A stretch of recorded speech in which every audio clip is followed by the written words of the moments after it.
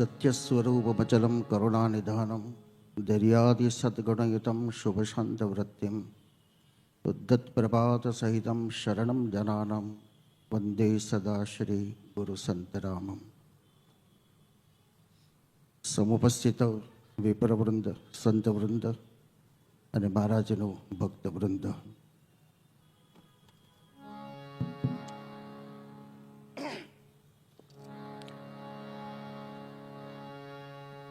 કરીએ શ્રી કૃષ્ણ ઉપાસના, ધરીએ હૃદયામાં ધ્યાન, ફરીએ નહીં ગર્ભવાસમાં, ઠરીએ ઠેકાણે ઠામ, કરીએ શ્રી કૃષ્ણ ઉપાસના. નામ જ સુંદર છે, કૃષ્ણ. કરશતી ઇતિ કૃષ્ણ. જેને લોકોની ચિત્તરૂપી હૃદયરૂપી ભૂમિ ઉપર પ્રેમરૂપી હડ વડે ખેતી કરી તે કૃષ્ણ. શ્રીમાન કહે છે, પ્રેમણે સાધનમ લોકે શ્રીમદ ભાગવત જે વાતર પરમ તસ્ય હિ સાધનમ. કૃષ્ણ પ્રત્યે પ્રેમ જગાડનારું કોઈ સાધન હોય તો શ્રીમદ ભાગવત. કૃષ્ણને આપણે બધા જ આરાધ્ય દેવ તરીકે સ્વીકારીએ છીએ. બ્રહ્મ સંબંધને યાદ કરીએ તો શ્રી મહાપ્રભુએ જ્યારે ઠાકોરજી આજ્ઞા કરી અને દામોદરદાસજીએ સાંભળ્યું છે, શ્રી મહાપ્રભુજીએ દામોદરદાસને પૂછ્યું કે દમલા તુને કુછ સુનો. ત્યારે દામોદરદાસજી કહે છે, સુનો તો સહી લેકિન સમજ્યો નહીં. બસ યહી આપણા બધાની પરિસ્થિતિ છે. કથા સાંભળી ખરી પણ સમજ્યા નહીં. કૃષ્ણની સેવા કરી ખરી પણ કૃષ્ણને સમજ્યા નહીં. જેણે દુનિયાને ખેંચી શક્યા છે એ કૃષ્ણએ એવું શું કર્યું હશે કે આખી દુનિયાની પાછળ ગાંડી થઈ ગઈ. વિક્રે તો કામા કિલગોપકન્યા મુરારી પાદાર પિત ચિત્તવૃત્તિ. એ દહીં વેચવા નીકળતી ગોપી પણ કૃષ્ણનું નામ સ્મરણ થતાની સાથે એ દહીં લો દૂધ લો ન બોલે, પણ કૃષ્ણ લો કૃષ્ણ લો કૃષ્ણ લો બોલવા લાગે. તો મારા વિચાર પ્રમાણે કૃષ્ણએ સમાજને શું શીખવાડ્યું? તો જીવન એક સંઘર્ષ છે. આપણે બધા જ વિચાર અપેક્ષા આપણી હોય છે કે બસ સુખી થઈ જવું, શોર્ટકટમાં ઘણું બધું મને પ્રાપ્ત થઈ જાય. પણ કૃષ્ણ કહે છે એટલું સહેલું નથી. સંઘર્ષ કરવાથી જ માખણની પ્રાપ્તિ થાય છે. કૃષ્ણ તેથી નવનીત પ્રિય બન્યા છે. સંસારની અંદર સરળતાથી સંપત્તિ મળી જાય તો એની આનંદ ન રહે, પણ મહેનત કરીને જે સંપત્તિ મળે છે એનો આનંદ કંઈક વિશેષ હોય છે. એમ સંઘર્ષમાં જ સફળતા છે, સંઘર્ષમાં જીવન છે, અને જીવન એક સંઘર્ષ એ કૃષ્ણ કહે છે. કૃષ્ણની શરૂઆત જુઓ લીલાની, તો મા બાપને છોડવા પડ્યા, એને ત્યાગ કર્યો. તો પણ ગોકુળમાં જઈને સુખ ન મળ્યું, માખણ ન મળ્યું, પૂતનાનું વિષપાન કરવું પડ્યું. એટલાથી અટક્યું નહીં. સંકટભંજન, ધેનાસુર, બકાસુર, દાવાકની અનેક રાક્ષસોનો સામનો કરતા કરતા કૃષ્ણ ક્યાંય નાસીપાસ થયા ખરા? આપણે તો એક કામ થયું ને સફળ ન થયું તો ભગવાને 99 કામ આપણા કર્યા, પણ જો ભગવાને એક કામ આપણું ના કર્યું તો ભગવાનનું અહીં બને ને કે હું માળા નહીં કરું, મંદિર નહીં કરું, મારું કામ ન કર્યું. નેગેટિવ વિચાર કૃષ્ણની પાસે નથી, પોઝિટિવ થિંકિંગ કૃષ્ણ આપે છે. ને તેથી કૃષ્ણ ગીતામાં કહી શકે છે, કર્મણ્યવાધિકારસ્તે માં ફલેષુ કદાચન. બસ તારો અધિકાર કેવલ કર્મમાં જ છે, નહીં કે ફલમાં. તું કર્મ કરતો રહે, સંઘર્ષ કરતો રહે તો સફળતા આપોઆપ તને પ્રાપ્ત થશે. અને મહારાજના પદને યાદ કરો તો, સદગુરુ મહેર કરે જેને શૂન્ય શિખર પર જાય રે. તો સંતરામ એક કૃષ્ણ પણ કહી શકાય છે, કારણ સંત છે, રામ છે, અને કૃષ્ણના ચરિત્રોની અનુભૂતિ પણ એ સંતરામની ગાથામાં પ્રાપ્ત થાય છે. પૂજ્ય લક્ષ્મણદાસજી મહારાજને વાંસળી સાંભળવી છે, અને સંતરામ મહારાજ વેણુના સૂર વગાડે, અને લક્ષ્મણદાસજી મહારાજ પાગલ બનીને દોડતા દોડતા સંતરામ મહારાજના સાનિધ્યમાં આવી જાય. કૃષ્ણે વાંસળી વગાડી, ભગવાન પિતા રાત્રિ શરદ પુલ્લ મલ્લિકા વિક્ષરંતુ મનશ્ચક્રે યોગમાયામ ઉપાશ્રિત વશીમ ઉપાશ્રિત. અને એ વેણુને ગોપીઓને બોલાવી છે, અને સંતરામ મહારાજે વાંસળી વગાડીને લક્ષ્મણદાસ મહારાજને બોલાવ્યા છે. उद्धव ने ज्ञान करो तो पुकार से वो मिलते हैं, फिर दूसरी बात तो करते हैं कि औधव जो प्यार है वो प्यार है, फिर दूसरी बात तो करती क्यों? एक उद्धवનું જ્ઞાન એક ગોપીના સાનિધ્યમાં ઓગળી જાય છે.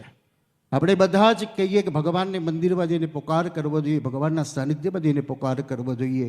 જ્યારે ગોપી એમ કે છે ઉદ્ધવ અમે એનું નામ બોલીએ છીએ ને અમારી સામે આવીને ઊભો રહેશે.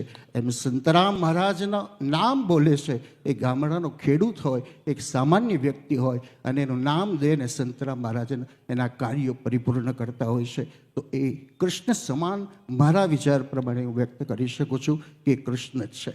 કારણ તત્રાદ ભગવાન વ્યાસપુત્રો અલક્ષલિંગો નિજલાભદ્રષ્ટો વ્રતસ્ય બાલેર અવધૂત વેશ. ભાગવતનો પ્રથમ સ્કંદનો સુખદેવજી મહારાજ પધારે છે દ્વિતીય પ્રથમ સ્કંદના અંતિમ ચરિત્રમાં, અને તે અવધૂત રૂપની અંદર છે. અને એ સંતરામ પણ અવધૂત રૂપમાં જ પધારેલા છે. અને તેથી મહારાજને એક પદ પણ સુંદર કહે છે, ભાઈ ધ્યાન ધરો નટપુરમાં નિર્મલ અલૌકિક ધામ છે. નહીં દામ બેસે ચિત્ત થરવાનું એક જ એરે ઠામ છે.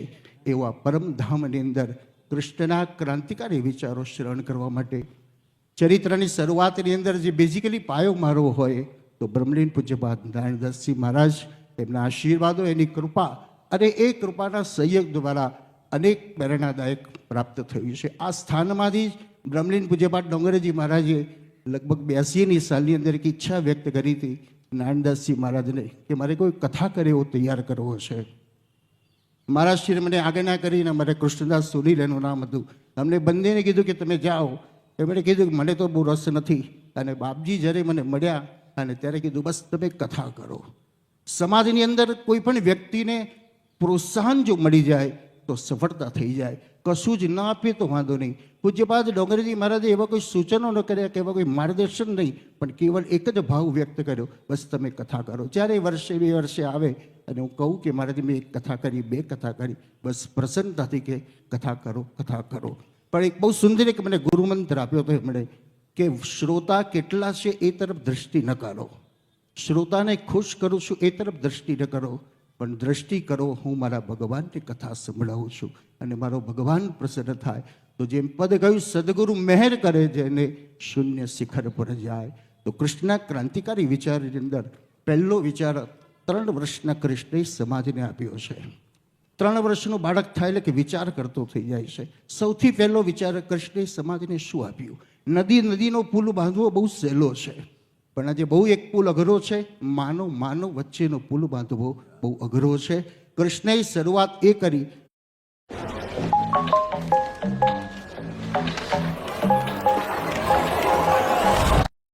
મટકા ફોડ લીલા એ કોઈ સામાન્ય માટલીઓ ફોડીને નુકસાન કરવાની લીલા નથી કરી, પણ મટકા ફોડ લીલા દ્વારા એક નવો ક્રાંતિકારી વિચાર સમાજને આપ્યો કે સંગ્રહ વૃત્તિનો નાશ કરો.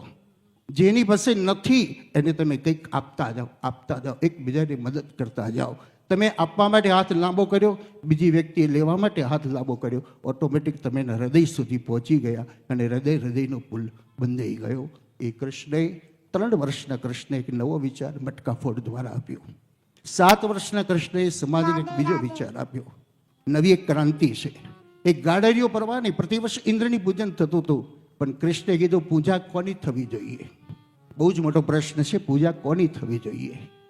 પ્રકૃતિની પૂજા કરો એ ભગવાન કૃષ્ણે 5100 વર્ષ પહેલાં સમાજને વિચાર આપ્યો છે. પ્રકૃતિનું રક્ષણ કરો અને પ્રકૃતિનું રક્ષણ કરશો તો પ્રકૃતિ તમારું રક્ષણ કરશે, અને પ્રકૃતિનો વિનાશ કરશો તો પ્રકૃતિ આપણો વિનાશ કરશે. તે ગોવર્ધન દ્વારા ગાયોનો મહિમા ગાયો છે. બેઝિકલી ગાય વિપ્રધેનુસુર સંતહિત લિન્ન મનુજી અવતાર યદા યદા હિ ધર્મસ્ય આપણે કહીએ છીએ, પણ જ્યારે જ્યારે દેવતાઓને ભગવાનને બોલાવવા હોય ત્યારે ભગવાન કોના શરણમાં જાય છે? તો દેવતાઓ ગાયોના પૃથ્વીના શરણમાં જાય છે, અને પૃથ્વી ગાય બની અને ઈશ્વરને પોકાર કરે છે. અને વિદિતોસી ભગવાન સાક્ષાત, જેમ ભગવાન સ્વયં કહી દે બસ હું આવી રહ્યો છું. તો કૃષ્ણે 1000 વર્ષ પહેલાં એ ગૌ સંરક્ષણ અને ગૌ સંવર્ધનનો વિચાર એ સમાજને આપીને પ્રકૃતિનું રક્ષણ બતાવ્યું, ગાયોનું રક્ષણ બતાવ્યું. સમાજની અંદર 2 વસ્તુની વિકટતા તો આપણે બધા જોઈ જ રહ્યા છે. કારણ ગો વિપ્ર વર્ષ સાધુ નામ, ભગવાને પહેલો તો ગાય બતાવી છે અને બીજો વિપ્ર બતાવ્યો છે, પછી સમાજ બતાવ્યો, સાધુ સમાજ. એટલે સાધુ એટલે ભક્તિ કરી રહેલો છે, સારા કામ કરે છે, બધા જ સાધુને વાદ છે, સાધુને પાત્ર છે. તો સમાજની અંદર વિકટ બે પરિસ્થિતિ જે આવી છે, બ્રાહ્મણત્વને સમાજ ધીરે ધીરે દૂર કરતો ગયો, ગાયોને દૂર કરતો ગયો, પણ કૃષ્ણે સમાજને બહુ જ ઇનસેક આપી દીધી. 5 વર્ષના કૃષ્ણે ગોચરણ લીલા કેમ કરી હશે? આપણને બધાને હિંસ આપે છે કે આ એક જ એવી વસ્તુ છે સર્વસમર્થ કરી શકે એવી. કારણ જેને કામધેનુ કહેવાય, કપિલા કહેવાય, મનમોહક ફળ પ્રદાન કરનારી કહેવાય, એવી એક હાલતું ચાલતું એક મંદિર તો તે ગાય બતાવી છે કે ઇતપે ગૌવા ઉતપે ગૌવા બીચ મેં શ્યામ ચલે ચિરે ધીરે ધીરે ગવામ મધ્યે વસામ્યહમ. એ ગાયોની વચ્ચે રહે તો કૃષ્ણ પણ આપણને ઉપદેશ આપે છે. મારી પાસે શક્તિ ક્યાંથી આવી? પહેલો પ્રશ્ન કરો. આપણે બધા જ કૃષ્ણની પાછળ દોડીએ છીએ, કનૈયા કૃપા કરજે, બંગલાવાળો થઈ જાઉં, સમૃદ્ધ બની જાઉં, પણ કૃષ્ણ હસતો હશે. હું જેની પાછળ ફર્યો છું અને તમે બધા મારી પાછળ ફરો છો, હું ગાયોની પાછળ ફર્યો છું. મારી પાસે ગોવર્ધનને ધારણ કરવાની શક્તિ મળી હોય તો આ ગાય થકી મળી છે. મારી પાસે અર્જુનને ઉપદેશ આપવા માટેનું પરિપૂર્ણ જ્ઞાન મળ્યું હોય તો આ ગાય થકી મળ્યું છે. અને મારી પાસે દ્વારિકા જેવી સુવર્ણ નગરીનું નિર્માણ કરી શકે એવી સંપત્તિ હોય તો તે ગાય પાસે મળી છે. એનું પ્રત્યક્ષ પ્રમાણ ભરવાડ સમાજ આપણને મળે છે. એની પાસે સંપત્તિ છે, શક્તિ છે, પણ એક વસ્તુ નથી, એની પાસે એટલું જ્ઞાન નથી. તો જ્ઞાન કારણ થોડોક સ્વાર્થ ભાવ છે, કેવળ નિસ્વાર્થ ભાવ દ્વારા પ્રાપ્ત થઈ શકે. એ કૃષ્ણનો વિચાર સમાજને આપે છે ગોવર્ધન લીલા દ્વારા. વર્તમાન સમયમાં જેની બહુ જ આવશ્યકતા છે એ કૃષ્ણે સમાજને બતાવ્યું. સંગચ્છત્વમ, જો સંગઠન બળ હશે તો ગોવર્ધનને પણ ધારણ કરી શકાશે. એ વ્રજવાસીઓના સહયોગ દ્વારા વ્રજવાસીઓએ પોતાની લાકડીઓના ટેકા મૂક્યા આવ્યા. અહીં શ્રી મહાપ્રભુજી બહુ સુંદર કાર્ય કહે છે, કોઈ પણ વ્યક્તિ કામ કરતી હોય એને તમે સહયોગ પ્રદાન કરો, એને પ્રોત્સાહન પ્રદાન કરો. કોઈ તનથી કરે, કોઈ મનથી કરે, કોઈ ધનથી કરે તો પ્રત્યેક કાર્ય સફળ બની શકે છે. શ્રી કૃષ્ણએ પણ સમાજ સુધારણાનો વિચાર જે સમાજને 3 વર્ષના કૃષ્ણે આપ્યો, પહેલ પોતે કરી છે. પર ઉપદેશ કુશલ સબ તેરે, કેવલ સલાહ આપીને નહીં, માર્ગદર્શન આપીને નહીં, પણ પહેલ પોતે કરી. તમારા ઘરમાં ન હોય તો વાંધો નહીં, મારે ઘેર આવીને ખાઈ જાઓ, પણ તમે બધા સુખી થઈ જાઓ. આ વિચાર સર્વત્ર ભાવ સુખી ન સંતુ સર્વે સંતુ નિરામયા. એ જે અનુભૂતિ ભગવાન કૃષ્ણ આપે છે ગોવર્ધન લીલા દ્વારા પણ સમાજને બતાવ્યું છે. અહીં બીજો એક પ્રશ્ન પણ છે કૃષ્ણનો વિચાર કે ઇન્દ્ર ઉપર ભગવાને શિક્ષા ન કરી અને બ્રહ્માને શિક્ષા કેમ કરી? બહુ સમજવા જેવો વિચાર મારા મત પ્રમાણે લાગે છે કે બ્રહ્માએ વ્રજવાસી અને ગાયોને ભગવાનથી વિમુખ કર્યા, જ્યારે ઇન્દ્રએ વ્રજવાસી અને ગાયોને ભગવાનના સાનિધ્યમાં રાખ્યા છે. શું સમાજને કૃષ્ણ કહી રહ્યો છે? તમે સંગઠિત થઈને રહેશો તો તમારો વાડ પણ વાંકો નહીં થાય, પણ જો તમે ભિન્ન ભિન્ન થઈ જશો તો તમે છિન્ન ભિન્ન થશો. જે સમાજમાં અવરોધ કરનારો છે તો ભગવાન એને શિક્ષા કરે છે, અને સમાજને સંગઠિત કરનારો છે તો ભગવાન સ્વયં એનું રક્ષણ કરે છે. માયામય સંપ્રવાહ તે ગ્રહણાનુબંધેન ઇતિ. ઇન્દ્રએ જે કહ્યું આપણે ન સમજી શકો એ મારી મોટી અજ્ઞાનતા છે. તો આપણે પણ ઈશ્વરની બનાવેલી આ દુનિયાને સમજી શકતા નથી, એ જ આપણી અજ્ઞાનતા છે. સંતરામ મહારાજના સાનિધ્યમાં અને ત્રિવેણીમાં લગભગ 4થું મારું વક્તવ્ય છે. એક પૂજ્યપાદ ડોંગરેજી મહારાજની સ્મૃતિમાં જ્યારે સત્સંગ હોલની અંદર ત્રિવેણી હતી અને તે સમય પણ વક્તવ્ય કરવાનો મને અવસર મળ્યો તો ક્ષણિક, અને યોગ પણ એ વખત હતો. શરદભાઈના વક્તવ્ય પછી મારું વક્તવ્ય આવ્યું હતું, અને આજે પણ અનાયસે યોગ આવી ગયો કે શરદભાઈના વક્તવ્ય પછી મને યોગ કર. કારણ એ સમયે લાભુભાઈએ મને એમ કીધું કે સમય નથી, અને જો સમય મળી જશે તો તમને વક્તવ્ય આપીશું, પણ સમય મહારાજની ઈચ્છા હશે તો સમય પણ મળી ગયો. આજે પણ એ સમય મહારાજની કૃપા દ્વારા પ્રાપ્ત થયો. પુનઃ મારે કૃષ્ણને જાણવા છે, મારે કૃષ્ણને મેળવવા છે, મારે કૃષ્ણને સમજવા છે, અને એ સમજીશ તો ચોક્કસ કૃતાર્થમ સંશય એ પરિપૂર્ણ કૃપા પ્રાપ્ત થશે. કૃષ્ણનો એક અંતિમ વિચાર હું આપને બતાવું. 16,108 રાણીઓનો કથા આપણે બધા જ કહીએ છીએ, અને સમાજ એને અલગ અલગ રીતે એને વક્તવ્ય વ્યક્ત કરતો હોય છે. કેટલાક લોકો એની ટીકા પણ કરતા હોય છે કે કૃષ્ણ આટલા બધા ભોગી હતા. કૃષ્ણે ભોગ માટે 16,108 રાણીઓ ભેગી નથી કરી, પણ સમાજને એક વિચાર બતાવ્યો. નિરાધારનો આધાર કોણ? પતિત પાવન કોણ? બીડભંજન કોણ? જેનું કોઈ નથી એનો હું છું. એક આશ્રિત કરીને સમાજને એક સ્વસ્થ સમાજ બનાવવા માટે, સમાજને એક સંરક્ષિત સમાજ બનાવવા માટે, સમાજને એક સુદૃઢ સમાજ બનાવવા માટે જો કૃષ્ણએ એનો આશ્રય ન સ્વીકાર્યો હોત તો સમાજ એને સ્વીકારે ખરો? તો સમાજને એક નવો વિચાર આપ્યો કે જે કોઈ નથી નહીં, હું છું. આપણે બધા જ ક્યારેક ક્યારેક બોલે મારું કોઈ નથી, કોઈ નથી. એક વ્યક્તિ હસતો હશે, અને તે કોણ હસતું હશે? તો ભગવાન હસતું હશે. એક વાર તું બોલતો ખરો કે તું મારો છું, તુહીનો હું છું, તો તુજે દર્શના નાથ લઈ જા. તમસોમાં જ્યોતિર્ગમાં વેદોના મંત્ર દ્વારા આપણે સમજીએ છીએ પણ અનુભવી શકતા નથી. તો મહારાજના આશીર્વાદો અને એ આશીર્વાદ અમારા પરમ ભગવત દેવાંગભાઈનો જે સહયોગ કૃષ્ણાશ્રમને પ્રાપ્ત થયેલો, એક સમાજની અંદર એક અનુભૂતિ બતાવી દઉં કે કૃષ્ણ બધાના હૃદય સુધી પહોંચી શક્યા તો કૃષ્ણ એ સેવા દ્વારા હૃદયમાં પહોંચી ગયા. બ્રહ્મલીન પૂજ્યપાદ નારાયણદાસજી મહારાજ બધાના હૃદય સુધી પહોંચી ગયા, કારણ નારાયણદાસજી મહારાજની જે સેવાનો ભાવ જે હતો, જીવ માત્રનો. પરમ દિવસે જે જોયું છે આપણે વ્યાસપીઠ ઉપર કે મુસ્લિમ પણ સમાજ અહીં આવ્યો છે, પારસી સમાજ પણ, ઈસાઈ સમાજ પણ, અને એક સમાજ અવારનવાર બધા જ પધારે છે. કારણ जनमानस में गुंज रहा है जय संतराम जय संतराम, गुंजे के हर कोई बोल रहा है जय संतराम जय संतराम. नटपुर गांव हमारा हुआ राम से प्यारा, हिंदू मुस्लिम सिख ईसाई सबका एक ही नारा जय महाराज जय महाराज. તો એ મહારાજની અનુભૂતિ દ્વારા સમસ્ત જીવની અંદર, અને તેથી મારા વિચાર પ્રમાણે તમે કોઈને હેલ્પ કરશો તો એના હૃદય સુધી પહોંચી જશો. તમે એની આંગળી પકડશો તો એના જીવનના અંત સુધી એને યાદ રહેશે, અને એ જ યાદ રાખવું એ મારું ને તમારા બધાનું કર્તવ્ય બને છે. ઈશ્વરે મને આપ્યું કેમ? ક્યારેક વિચાર કરો. મને જ્ઞાન આપ્યું, મને બુદ્ધિ આપી, મને કળા આપી, મને શક્તિ આપી, મને સંપત્તિ આપી, બધાને બધું ન આપ્યું, અને ઈશ્વરે મને આ વસ્તુ કેમ આપી? તો ઈશ્વરનો આપણામાં એક વિશ્વાસ છે. તું આ સંપત્તિનો ઉપયોગ કરીશ, તું આ જ્ઞાનનો ઉપયોગ કરીશ, તું આ સત્તાનો ઉપયોગ કરીશ, તું આ રાષ્ટ્રનો ઉપયોગ કરીશ તો મારો. કારણ સુંદર ચરિત્ર બતાવે કે એક બાળકનો જન્મ શું બતાવે છે? તો ભગવાનને માનવમાં વિશ્વાસ છે. તો ઈશ્વરે આપણામાં વિશ્વાસ મૂક્યો છે, આપણને સંસારનું કામ સોંપ્યું છે. મનુષ્યતૃપાને યાદ કરો તો આપણે મનુષ્યતૃપા છે ને આપણે આપણા સંતાનોને આગળ સોંપવાનું, પણ આપણે ખાલી પ્રોપર્ટી સોંપીએ છીએ. બેટા વારસદાર બની રહે છે અને આનું 10 ગણું કરતો જ છે. પણ ધર્મનું જે કાર્ય આપણે કરવાનું છે એ કરવા માટે કૃષ્ણ આપણને સતત કહેતો રહે છે.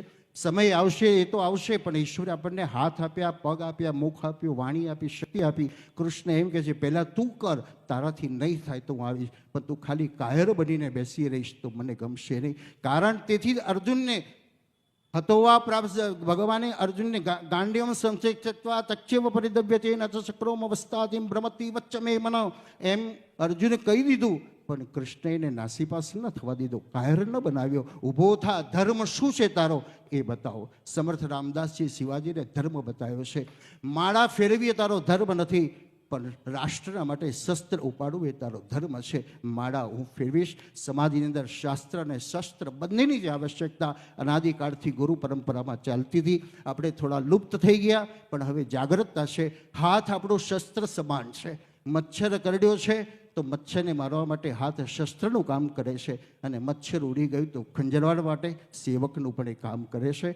તો પુનઃ કૃષ્ણના વિચારને મારા સાનિધ્ય સુધી, કારણ 10 મિનિટનો 15 મિનિટ, ગઈકાલે 15 મિનિટ ગઈ હતી, આજે 10 મિનિટ આવી ગઈ, પણ મહારાજની કૃપા છે. મહારાજના ઘેર એટલે મારે ઘેર બોલવાનો મને અવસર મળ્યો છે. તો કૃતાર્થોહમ કૃતાર્થમ કૃતાર્થમનો સંશય.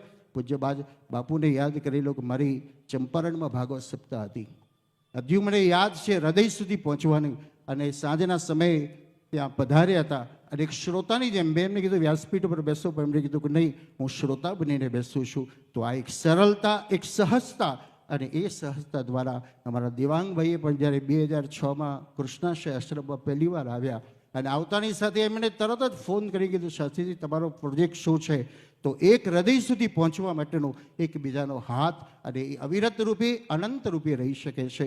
તો એવી આપણે પણ આપણા જીવનમાં કંઈક ઈશ્વરે મને આપ્યું છે, તો કોઈકને હેલ્પરૂપ બનું, કોઈકને મદદરૂપ બનું, કોઈકની આંગળી પકડું. અને છેવટે 1 રૂપિયો પણ ના આપી શકતા હોઈએ તો દુઃખી વ્યક્તિના ખભા ઉપર હાથ મૂકી દઈશું ને તો પણ એને શું એક તાકાત મળી, એક સ્પિરિટ મળશે, અને એના જીવનને ધન્યતા પ્રાપ્ત થાય, આપણને પણ એક અનુભૂતિ થાય. તો આપ સૌના હૃદયમાં બિરાજતા પરમાત્માની વંદના સાથે સર્વને જય મહારાજ, જય શ્રી કૃષ્ણ.